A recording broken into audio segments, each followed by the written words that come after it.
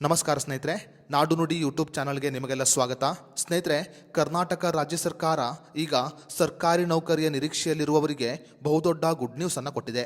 ಹೌದು ಸ್ನೇಹಿತರೆ, ಕರ್ನಾಟಕ ರಾಜ್ಯ ಸರ್ಕಾರ ಈಗ ಸರ್ಕಾರಿ ನೌಕರಿಗಳ ನೇಮಕಾತಿಗಳ ಮರುಚಾಲನೆ ಮತ್ತು ವಯೋಮಿತಿಯ ಸಡಿಲಿಕೆಗೆ ಸಂಬಂಧಪಟ್ಟಂತೆ ಬಹುದೊಡ್ಡ ಆದೇಶವನ್ನು ಹೊರಡಿಸಿದೆ. ಹಾಗಾದರೆ ಸರ್ಕಾರಿ ನೌಕರಿಯ ನಿರೀಕ್ಷೆಯಲ್ಲಿರುವವರಿಗೆ ಕರ್ನಾಟಕ ರಾಜ್ಯ ಸರ್ಕಾರ ನೀಡಿರುವ ಗುಡ್ ನ್ಯೂಸ್ ಏನು ಅನ್ನೋದರ ಬಗ್ಗೆ ಸಂಪೂರ್ಣ ಮಾಹಿತಿಯನ್ನು ಈ ವಿಡಿಯೋದಲ್ಲಿ ನಾವು ನಿಮಗೆ ತಿಳಿಸಿಕೊಡ್ತೀವಿ. ವಿಡಿಯೋ ತುಂಬ ಇನ್ಫಾರ್ಮೇಟಿವ್ ಆಗಿದೆ, ಎಲ್ಲೂ ಸ್ಕಿಪ್ ಮಾಡದೆ ನೋಡಿ. ಹಾಗೂ ಕರ್ನಾಟಕ ರಾಜ್ಯ ಸರ್ಕಾರದ ಈ ಆದೇಶದ ಬಗ್ಗೆ ನಿಮ್ಮ ಅನಿಸಿಕೆಯನ್ನು ದಯವಿಟ್ಟು ಕಮೆಂಟ್ ಮಾಡಿ. ಸ್ನೇಹಿತರೆ, ಕರ್ನಾಟಕ ರಾಜ್ಯ ಸರ್ಕಾರ ಈ ಹಿಂದೆ ತಡೆ ಹಿಡಿಯಲಾಗಿದ್ದ ಕೆಲವು ನೇಮಕಾತಿಗಳಿಗೆ ಸಂಬಂಧಪಟ್ಟಂತೆ ಈಗ ಮರುಚಾಲನೆಯನ್ನು ಕೊಟ್ಟಿದೆ.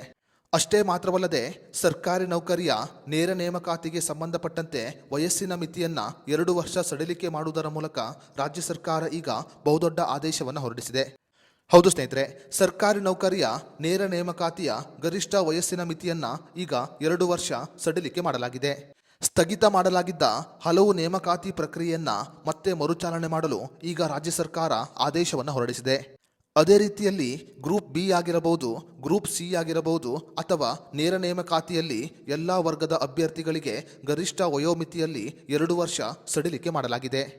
ಕೊರೋನಾ ಸೋಂಕು ಮತ್ತು ಇತರ ಕಾರಣಗಳಿಂದ ವಯೋಮಿತಿ ಮೀರುತ್ತಿದ್ದ ಅನೇಕ ಅಭ್ಯರ್ಥಿಗಳಿಗೆ ಈಗ ಮತ್ತೊಂದು ಅವಕಾಶವನ್ನು ಕಲ್ಪಿಸಿಕೊಡಲಾಗಿದೆ.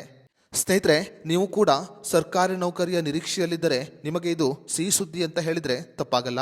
ಸ್ನೇಹಿತರೆ, ರಾಜ್ಯ ಸರ್ಕಾರದ ಈ ಆದೇಶದ ಬಗ್ಗೆ ನಿಮ್ಮ ಅನಿಸಿಕೆಯನ್ನು ಕಮೆಂಟ್ ಮಾಡಿ.